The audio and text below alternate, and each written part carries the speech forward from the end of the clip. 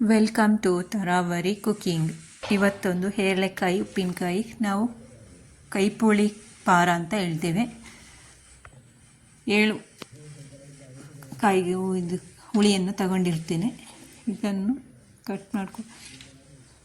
ಸಣ್ಣದಾಗಿ ಕಟ್ ಮಾಡ್ಕೊಳ್ಬೇಕು. ಹೊಸದಾಗಿ ವಿಡಿಯೋ ನೋಡುವವರು ಸಬ್ಸ್ಕ್ರೈಬ್ ಮಾಡ್ಕೊಳ್ಳಿ, ಹೆಚ್ಚು ಜನರಿಗೆ ಶೇರ್ ಮಾಡಿ. ಉಪ್ಪಿನಕಾಯಿ ಬರದವರು ಸಹ ಇದನ್ನು ಉಪ್ಪಿನಕಾಯಿ ಮಾಡ್ಬೋದು. ನಾನು ಮನೆಯಲ್ಲೇ ಇರುವಂತಹ ಹುಳಿಯನ್ನು ಕೊಯ್ದು ಒಂದು 4 ದಿನ ಇಡಬೇಕು, ಆಗ ಅದರ ಕಂದ್ರೆಲ್ಲ ಹೋಗುತ್ತೆ. ಸ್ವಲ್ಪ ಬಾಡಿದಾಗೆ ಆಗಬೇಕು, ತುಂಬ ಅಲ್ಲ, ಒಂದು 3 ದಿನ ಇಟ್ಟರೆ ಸಾಕಾಗುತ್ತೆ. ಅದರ ಮಧ್ಯದಲ್ಲಿರುವ ತಿರುಳು ಮತ್ತು ಬೀಜವನ್ನು ತಗೊಳ್ಬೇಕು. ಬೀಜ ಹಾಕಿದರೆ ಸ್ವಲ್ಪ ಕಹಿ ಬರುತ್ತೆ. ಊಟಕ್ಕೆ ಉಪ್ಪಿನಕಾಯಿ ಇದ್ರೇ ಚಂದ ಅಲ್ವಾ, ಅದಕ್ಕೆ ಉಪ್ಪಿನಕಾಯಿ ರೆಸಿಪಿಯನ್ನು ತೋರಿಸ್ತಾ ಇದ್ದೀನಿ.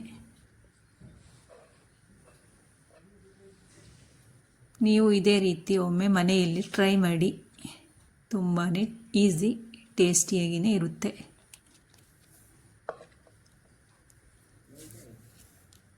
ಎಲ್ಲ ಹುಳಿಗಳನ್ನು ಈ ಥರ ಕಟ್ ಮಾಡಿಕೊಳ್ತೇನೆ, ಸಣ್ಣದಾಗಿ. ನೀವು ಉದ್ದವಾಗಿ ಕಟ್ ಮಾಡ್ಕೊಳ್ಬೋದು. ನಿಮಗೆ ಯಾವ ಆಕಾರ ಬೇಕೋ ಆ ಆಕಾರದಲ್ಲಿ ಕಟ್ ಮಾಡ್ಕೊಳ್ಳಿ.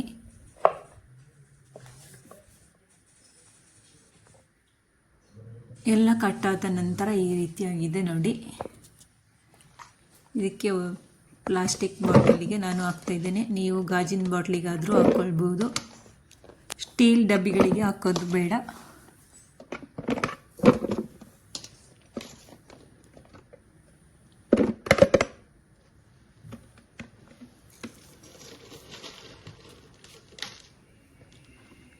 ಎಲ್ಲವನ್ನು ಸ್ವಲ್ಪ ಹಾಕಿದ ನಂತರ ಒಂದು ಕೈ ಹಿಡಿಯಷ್ಟು ಉಪ್ಪನ್ನು ಹಾಕಬೇಕು.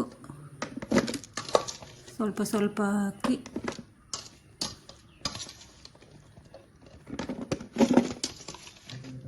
ಒಂದು 3 ಹಿಡಿಯಾಗುವಷ್ಟು ಉಪ್ಪು ಹಾಕಬೇಕು ಇದಕ್ಕೆ. ಎಷ್ಟು ಹುಳಿಗೆ.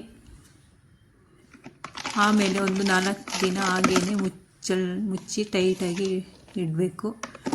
ಗಾಳಿ ಏನು ಸೇರಬಾರ್ದು.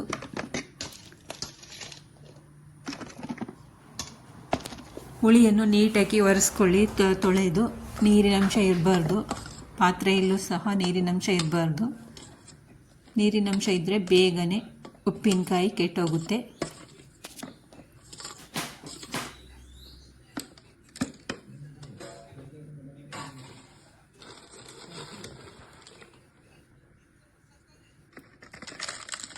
ಇದರ ಮೇಲೆ ಸಹ ಉಪ್ಪನ್ನು ಹಾಕಿ, ಕಲ್ಲುಪ್ಪನ್ನು ಹಾಕಿ ಇಡ್ತೇನೆ. ನೀವು ಪುಡಿ ಉಪ್ಪಾದರೂ ಹಾಕ್ಕೊಳ್ಬೋದು.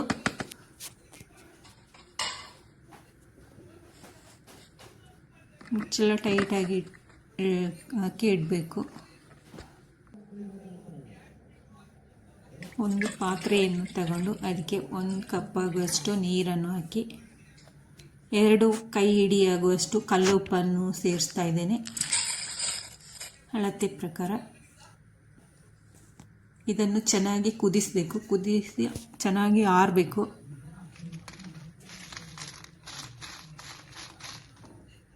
ಇದಕ್ಕೆ 1 ಹಿಡಿಯಾಗುವಷ್ಟು ಬ್ಯಾಡಗಿ ಮೆಣಸಿನಕಾಯಿಯನ್ನು ಹಾಕ್ಕೊಳ್ತಿದ್ದೀನಿ. ಇದನ್ನು ಬಿಸಿ ಮಾಡಬೇಕು, ಸ್ವಲ್ಪ ಬೆಚ್ಚಗೆ ಮಾಡಿದರೆ ಸಾಕಾಗುತ್ತೆ.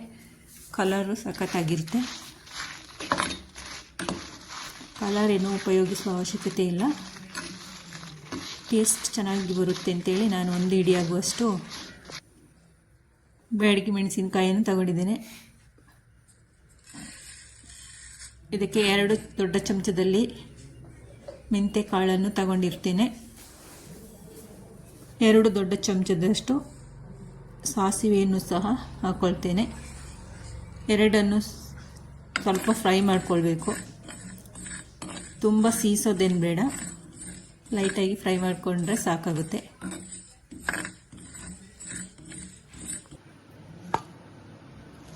ಎಲ್ಲವೂ ಆರಿದ ನಂತರ ಒಂದು ಜಾರಿಗೆ ಹಾಕ್ಕೊಂಡು ಪೌಡರ್ ಮಾಡಿಕೊಳ್ಬೇಕು.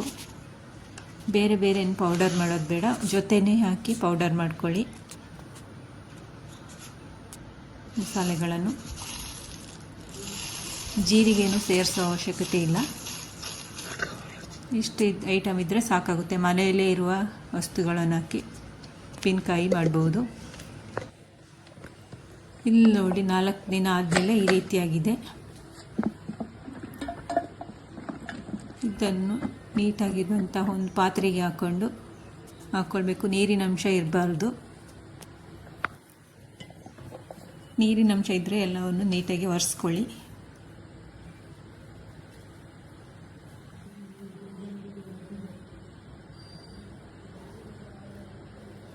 ಪೌಡರ್ ಮಾಡಿರುವಂತಹ ಮಸಾಲೆಗಳನ್ನು ಹಾಕ್ತಿದ್ದೇನೆ. ಒಂದು 3 ಚಮಚದಷ್ಟು ಹಾಕಬೇಕು ಟೀ ಸ್ಪೂನಲ್ಲಿ. ಇದಕ್ಕೆ ಒಂದು 5 ಚಮಚದಷ್ಟು ಅಚ್ಚ ಖಾರದ ಪುಡಿಯನ್ನು ಸಹ ಸೇರಿಸ್ಕೊಳ್ಬೇಕು. ಇದು ಮನೆಯಲ್ಲಿ ಮಾಡಿರುವಂಥ ಅಚ್ಚ ಖಾರದ ಪುಡಿ. ಸ್ವಲ್ಪ ಖಾರ ಇದೆ.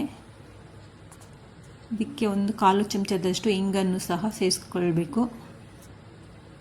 ಇದಕ್ಕೆ ಎಣ್ಣೆ ಎಂಥದ್ದು ಹಾಕೋದಿಲ್ಲ ನಾನು. ಉಪ್ಪಿನಕಾಯಿ ಎಷ್ಟು ವರ್ಷ ಇಟ್ಟರೂ ಕೆಡೋದಿಲ್ಲ. ಒಂದು ಗೆಡ್ಡೆ ಬೆಳ್ಳುಳ್ಳಿಯನ್ನು ಸಹ ತಗೊಂಡಿರ್ತೇನೆ. ಇದನ್ನು ಸ್ವಲ್ಪ ಜಜ್ಜಿ ಹಾಕ್ಕೊಳ್ತೇನೆ. ನಿಮಗೆ ಇಷ್ಟ ಇದ್ದರೆ ಹಾಕ್ಕೊಳ್ಳಿ ಬೆಳ್ಳುಳ್ಳಿ, ಇಲ್ಲಾಂದರೆ ಸ್ಕಿಪ್ ಮಾಡ್ಬೋದು. ಸ್ವಲ್ಪ 1/4 ಚಮಚದಷ್ಟು ಅರಿಶಿಣದ ಪೌಡರನ್ನು ಸಹ ಹಾಕ್ಕೊಳ್ತಿದ್ದೇನೆ. ಎಲ್ಲವನ್ನು ನೀಟಾಗಿ ಮಿಕ್ಸ್ ಮಾಡಬೇಕು. ಎಲ್ಲವೂ ಹೊಂದ್ಕೊಳ್ಬೇಕು.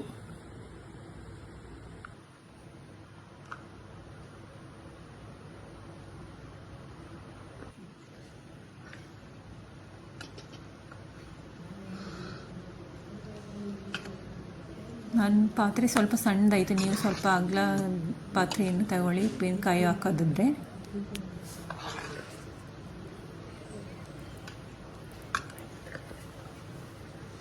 ಎಲ್ಲವನ್ನು ನೀಟಾಗಿ ಮಿಕ್ಸ್ ಮಾಡಬೇಕು. ಮೊದಲೇ ಕಾಯಿಸಿಟ್ಟಿರುವಂತಹ ಉಪ್ಪು ನೀರನ್ನು ಸಹ ಚೆನ್ನಾಗಿ ಆರಿರಬೇಕು. ಬೆಚ್ಚಗಿರಬಾರ್ದು, ಚೆನ್ನಾಗಿ ಆರಿರಬೇಕು, ಕೋಲ್ಡಾಗಿರಬೇಕು. ಕುದಿಸಿ ಆರಿಸಿರುವಂಥ ಉಪ್ಪು ನೀರನ್ನು ಇದಕ್ಕೆ ಸೇರಿಸ್ಕೊಳ್ಬೇಕು. ಎಷ್ಟು ಬೇಕಾಗುತ್ತೆ ಅಷ್ಟು ಸೇರಿಸ್ಕೊಳ್ಳಿ. ನಿಮಗೆ ಅಂದಾಜು ಗೊತ್ತಾಗುತ್ತೆ. ತುಂಬ ನೀರು ಬೇಕಂದರೆ ನೀರು ಹಾಕ್ಕೊಳ್ಳಿ. ಸ್ವಲ್ಪ ಗಟ್ಟಿ ಬೇಕು ಅಂದರೆ ಸ್ವಲ್ಪ ಹಾಕ್ಕೊಳ್ಳಿ.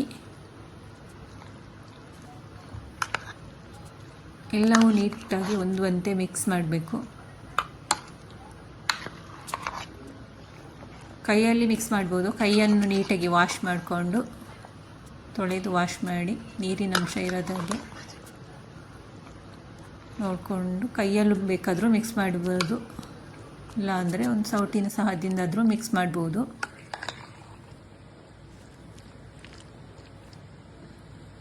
ಈ ರೀತಿಯಾಗಿದ್ದೆ ನೋಡಿ ಉಪ್ಪಿನಕಾಯಿ ಹಳೆಯದಾಗಷ್ಟು ಟೇಸ್ಟ್ ಜಾಸ್ತಿಯಾಗಿರುತ್ತೆ. ಇದಕ್ಕೆ ನಾನು 1 ಚಮಚದಷ್ಟು ಸಕ್ಕರೆಯನ್ನು ಹಾಕ್ಕೊಳ್ತಾ ಇದ್ದೇನೆ. ಸಕ್ಕರೆ ಹಾಕೋದಂದರೆ ತುಂಬ ಬಹುದಿನಗಳವರೆಗೂ ಇಡ್ಬೋದು. ಉಪ್ಪಿನಕಾಯಿ ಹಾಳಾಗೋದಿಲ್ಲ. ಉಪ್ಪು ಖಾರ ಎಲ್ಲವನ್ನು ಬ್ಯಾಲೆನ್ಸ್ ಮಾಡುತ್ತೆ ಸಕ್ಕರೆ ಹಾಕೋದ್ರಿಂದ.